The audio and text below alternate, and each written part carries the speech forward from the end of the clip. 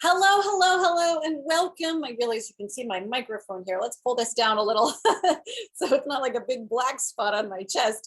Hello, hello. My name is Emily Eldridge. I am the host of Inner Work for Greater Good, the founder of Change Light, the creator of the Change Light system, which is all about transforming, rapidly transforming your inner darkness back to life's light so that you can have the greatest, most positive impact possible on that you're here to have. And also really brings your energies together. Sorry, I'm a little frazzled. I just got off another call. I apologize. Let's just take a deep breath. Okay. All right.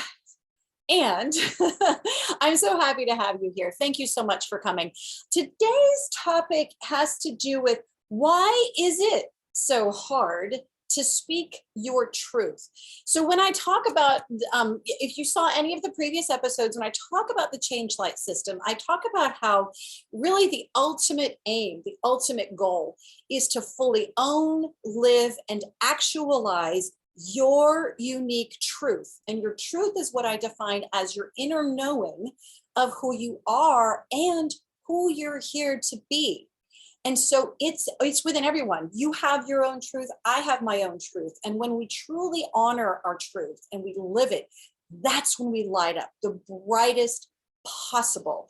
So it's this incredible power that we have inside of us. It's this incredible wisdom that we all carry. It's this incredibly strong compass that can guide us in everything we do and make life so much more effortless and enjoyable and help us feel so much more at peace with who we are and what we do, because we know that we are guided by that truth. And we know that we are having the greatest possible impact when we are living from our own truth. I often say, let your doing come from your being. And oftentimes we do it the opposite. We tend to do as a way of trying to change or be something. And instead, it's more about when you truly know who you are and who you're here to be, and you are in tune with your truth and you're actualizing it. And one of the steps of actualizing it is to speak your truth. Very important to declare your truth. That what happens is that when you're fully living from your space of truth, that is when you are most empowered. And that is really ultimately your job. That's as I see it, that's our job, is that we are here to live our truth no matter what. And that's when we feel the most at peace and the most empowered. So it's really then kind of a key question to say, well, why is it so hard to do that? Because it's like, if we all have this amazingness inside of us, that our job is just simply to tune into it and live it. And that when we live it, we can have so many amazing experiences and life can be easier in so many ways. Why is it so hard for us to really allow ourselves to go there and really allow that light to shine and really allow ourselves to be guided by that inner innate compass that we all have? Why is that so hard? Why is it so scary? And so I should actually say it can be hard, but it's actually more because it's scary. So why is it so scary to really live your truth? So I just spent a little bit of time defining capital T truth, but I also want to allow space in this conversation for, I would say, lowercase t truth. Because sometimes, so when I talk about truth, it can be your truth, like I said, who you are and who you're here to be. But it can also be how hard it is about this. We can talk about how hard it is to speak your truth, meaning like something that is just reality, something that may have happened to you, something that you've experienced, or something that you're feeling in the moment. So that can also be truth as well, just reality, just this is what's true for me right now. And so it can be hard to really express that as well. Well, I think if you just sit for a second and you look at, well, why is it so hard for me to actually just say it, own it, declare it? And I think that you could easily come up with your own reasons why it's so hard. We've all run into this, the difficulty of doing that. And frankly, it just comes down to one word. It's fear, right? Easy. It's fear. Questions are, what are the fears? What kinds of fear? Why are we so scared? So It can be the fear of, so I'm actually gonna parse this out a little bit. Let's put it this way. So again, when we're talking about truth here, we're talking lowercase t truth and uppercase T truth. And so whether it's declaring our truth as we feel right now, let's say, for example, or our truth as in like, this is who I am and this is who I know that I am, or who I'm here to be, or the presence I want to be, is that we can be often, we're afraid of being ridiculed. We're afraid of people making fun of us. We're afraid of being criticized.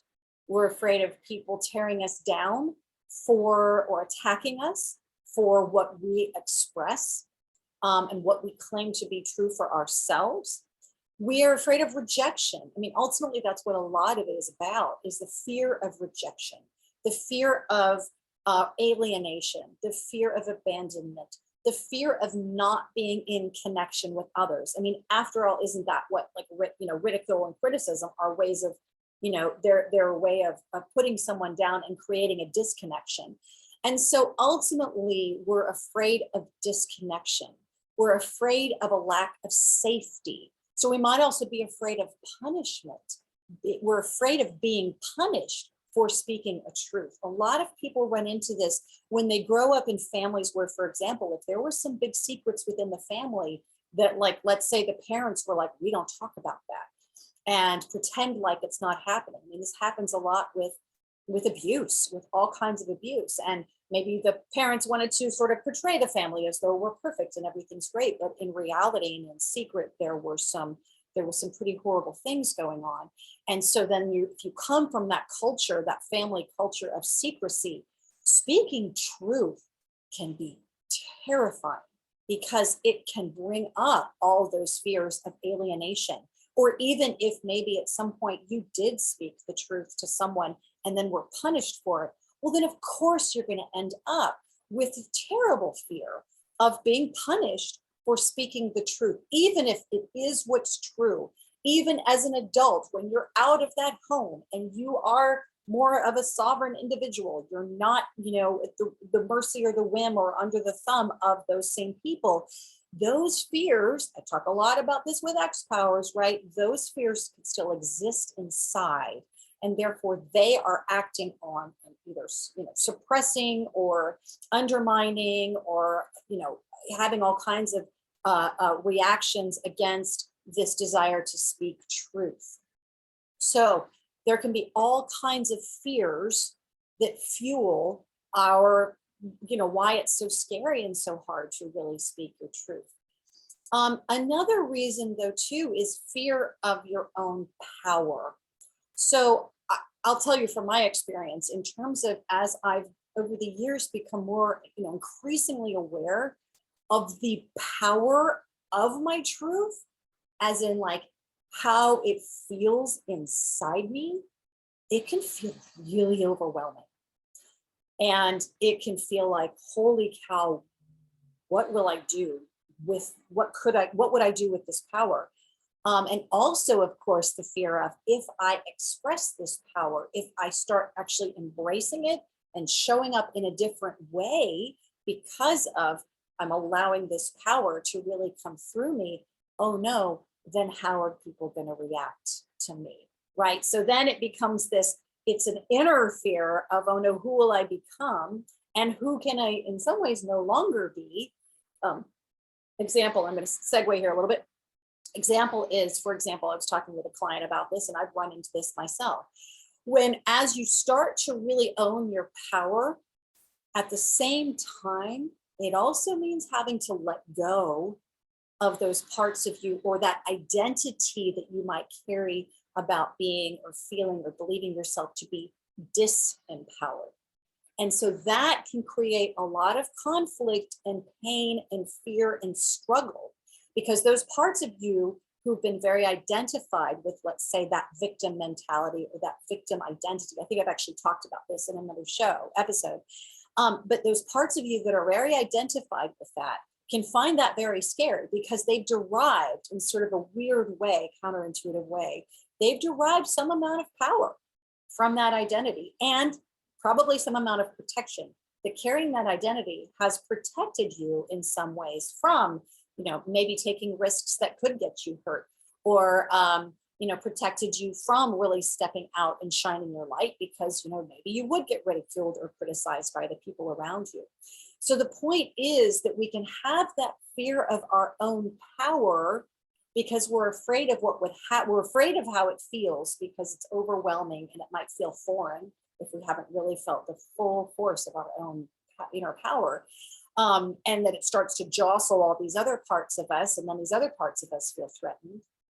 And then also, though, because as we start to show up in a more empowered way, we might be afraid of, well, obviously we're afraid of all the ridicule or the criticism or the putting down or the ostracization. But you can also be afraid of, oh no, what kind of impact might I have on others if I show up in that way? So what do I mean by that? Like, for example, a lot of us have had experiences, and I've worked with clients who've had these experiences where they were in a situation where they spoke truth from a place of their true power. And actually, this one particular one I'm thinking of is she was actually asked to do this in the moment. And so she did. And as she saw it, what she said was right. It was true. And she spoke it very clearly and very powerfully. As a result, or following, I should say, her speaking that truth and that power, the two people to whom she was speaking got divorced.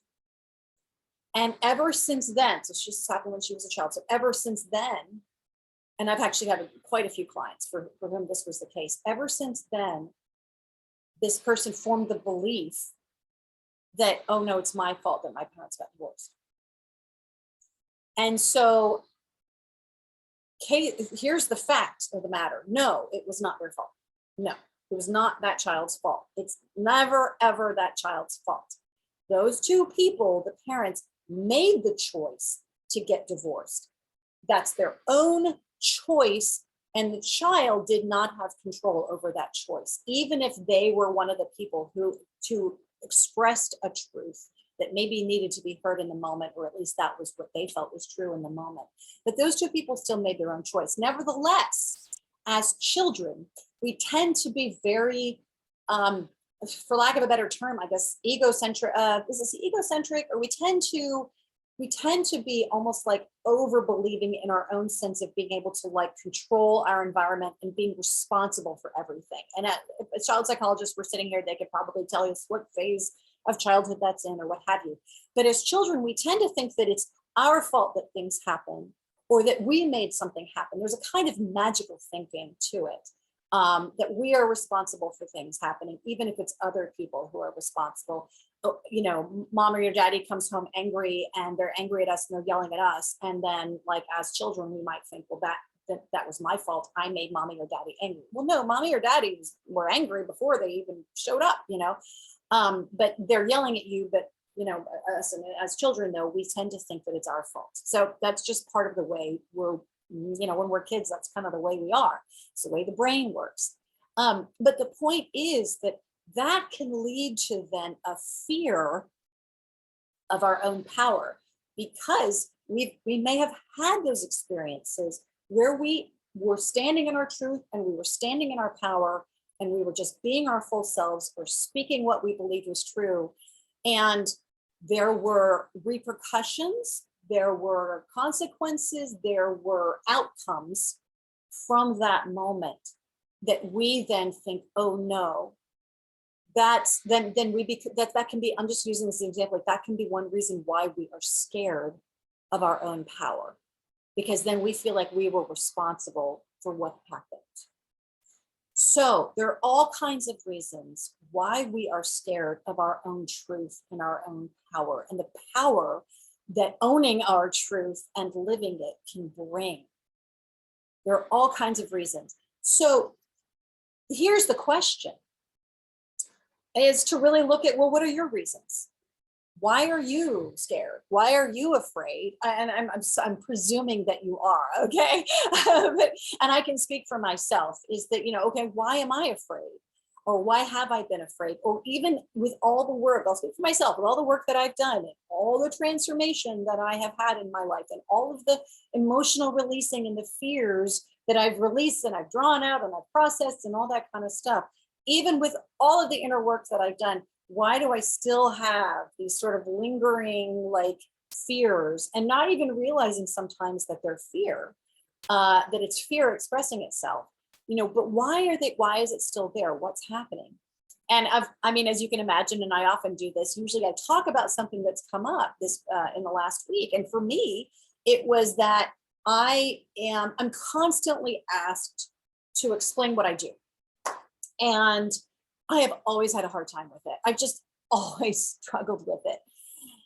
Because it's like, because what I do, and you may have this experience too, it's like, oh, it's so big. It's so like, I know what I'm here to do, but it's hard to put it into words. So that's one reason. Also, because I've been afraid that people wouldn't get it. So I've always like contorted my language to try to, well, it's like this and that, and try to think of what's the language that they would understand so that I can try to bring this into, right? Or because I've been masking what I really do, masking the truth and the power of what I do and who I am and who I'm here to be. You may identify with this. And so what do I mean by masking? I mean like not being completely, I'm not going to say transparent, because that implies like lying.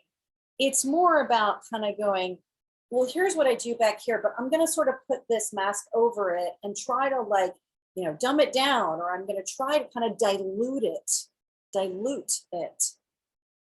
so that it's more palatable for people, so that people aren't turned off by that. So they're not freaked out. So they don't dismiss me as this or that.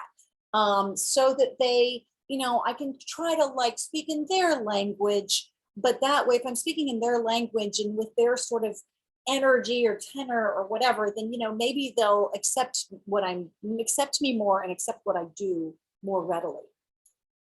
Well, imagine what happens when we do that. I'll tell you for myself, I have struggled with how do I speak about what I do. I have then not been fully just shining my truth light when people ask me what I do. I've had like momentary glimmers, but just shining it and just going, this is who I am, this is what I do, without fear of what other people are going to think and how they're going to feel in reaction to it, without fear of whether or not someone's going to get it, without fear of whether or not someone's going to pigeonhole me or try to categorize me and go, well, you're this, because it happens all the time. I mean, people will often say like, oh, you're a coach, because in their minds they want to like put me in a box, and that's fine. Like, that's the way our minds work. But I always have to say, like, I don't call myself a coach. And here's why I don't call myself a coach: because there are people who are trained coaches and they have a right to call themselves coaches, or because that's primarily what they do, is they coach people. Coaching people is part of what I do, but really it's the bigger techniques of transformation. That's how I see it. And that also my mission is global healing and global transformation. And so my point is that we tend to mask, or we tend to dilute it. So this is a long way of saying that I do this myself. I'm still doing it. And so this week, the past few days, since I had this one particular key conversation, I was like, you know what? I need to work on this still. I still need to work on this because I am still masking. So what is going on with me? Why am I still so scared? And what's coming up are those fears that are related to things that happen in childhood, fears that are related to how I've seen other people dismissed or pigeonholed, and I don't want to be that person.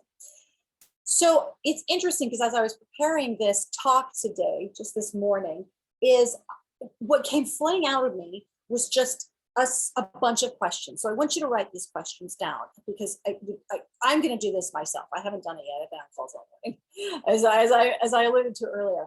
But a slew of questions that you can ask yourself, and then I'm going to ask myself to really dig down and go, what is going on here? Why am I so scared? And it's not, and I just want to establish, for me, it's not 100% scared. I obviously express myself in certain ways that used to scare me in the past, but why do I still keep having these fears, right? It's like layers of them. So here's the first question, write this down. What are you afraid would happen if you were to speak your truth? Now, again, I want to establish this can mean lowercase t truth or uppercase t truth, because you might be struggling right now with, you really need to have like a difficult conversation with someone, or you really need to let it out about something, or it can be you really need to own your power and truth in a situation or in your work, let's say. Okay, so what are you afraid would happen if you were to speak your truth? Where, question number 2, where do those fears come from? So as you sit with the answers to the first question, what are you afraid would happen? And you think about the repercussions of it. Well, I'm afraid I'm going to get criticized. I'm afraid people are going to think I'm too big for my britches. I'm afraid people are going to, reject me as this or that. I'm afraid that, I'm going to get punished. Okay, well, if you have a fear of being punished, that's coming from somewhere. That doesn't just come out of nowhere. That's coming from somewhere. And it can come from a very specific event that happened in your life. Like maybe you were punished. I had a client who told her teacher that, yeah, mommy and daddy drink too much or drink a lot. And then the teacher talked to the parents, and the parents brutally punished their daughter for telling the teacher that, even though it was true. Okay, so you might be afraid of being punished. So look at those fears and go, well, when was the first time I remember feeling this way? When was the first time I remember actually having that experience? Another reason also I have to say for like punishment or rejection or whatever is it may not be something that specifically happened to you, but you've seen it happen to other people. That can actually be just as traumatizing when we're children, is when we see things happen to other people because of the choices they made, and we don't want that to happen to us. So understand that that's like this peripheral or visceral or whatever word or you want to use for describing how that can actually be traumatizing, indirectly traumatizing. All right, question number 3. Can you control how other people react or respond to you speaking your truth? Can you control that? I mean, really, let's get real here. Can you control that? I did a show, I did an episode before that was about why we feel like we need to control. And I said at the end to make a list of, okay, what can I control? What can I not control? And I said, you know what, it's going to always end up in that column, because what can I not control? Other people. Cannot control it. So can you really control how other people react and respond? And, one of the thoughts of that is, well, maybe you're masking because you are trying to control, or maybe you're not speaking your truth because it's an indirect form of trying to control and mitigate, keep them from getting upset, which is a little bit of a kind of a control as well. One of my things, I think I've talked about this, is that I used to want to try to make people happy. Okay, so yeah, I want to make them happy, but ultimately I was trying to make them happy so that they wouldn't get mad and hurt. So if they felt better, then they're less likely to hurt me. So this can be like kind of an unconscious way that we're trying to actually control other people. But it also means that we're suppressing ourselves and denying ourselves. So, okay, next question. What's the alternative if you don't speak your truth? What's the alternative? And I would argue that, think about why, let's say you're dealing with a specific situation where, you really feel like, I just feel like I need to speak truth, but I'm scared. What's the alternative? You keep holding it in, you keep not speaking it, you keep having to swallow your feelings, you keep sticking with the status quo that's hurting you or hurting someone else. You keep denying your light and then criticizing yourself because you're not courageous enough. I mean, what's the alternative? If you don't speak your truth, lowercase or capital case, what's the alternative? What might happen or not happen? So that's what, 1, 2, 3. Okay, 4. 1, 2, 3, 4. Yeah, that was 4. 5. What is the worst that could happen if you were to truly own your truth and declare it. So this question sort of applies a little bit more to the capital T truth, but it can also happen to the lowercase. What is the worst that could happen if you were to own your truth, if you were to declare it, if you were to speak your truth? And in this case, I want you to use this as like a visualization, if you will. Close your eyes. Only do this, by the way, if you feel safe doing it, okay? I don't want this to feel traumatizing. Close your eyes and imagine what's the worst that could happen. And play that out in your mind. There's a reason for this. Play it out in your mind, maybe even write it down. What's the worst that could happen? And imagine yourself going through that experience. Okay. At the end of the experience, have you survived? Have you made it through? Let's just say yes, maybe you've been ostracized or criticized or maybe, I mean, and this is where I'm like, if it puts you in a physically dangerous situation, this is where I'm like, I don't know that you should necessarily be, declaring your truth to someone who could actually physically hurt you and endanger your life. So I feel like it should go without saying, but let me just put that out there, okay? But what is the worst that could happen if you were to, let's say, maybe it's not safe to declare your truth to a person or a group, but to make a choice that you're choosing your truth over whatever is going on with them. What's the worst that could happen? And it could be pretty terrible, but here's, and it can be really painful, but here's why I feel, and I found this to be really helpful and why I think it's important to do this, is because what it can do is when we're basically an exercise of facing your fears without it actually happening. You're facing your fears, which desensitizes you to them. They don't scare you as much because you're not resisting. You're not resisting them. They can end up neutralizing some of those fears because you go, oh, wait a minute. In my mind, I just lived through this and you know what? I survived. It's okay. This isn't so scary. See? So this is a really good exercise to do. And you can do this with other stuff, of course. But what's the worst that could happen? Go there, allow yourself to feel it, and get through to the other side.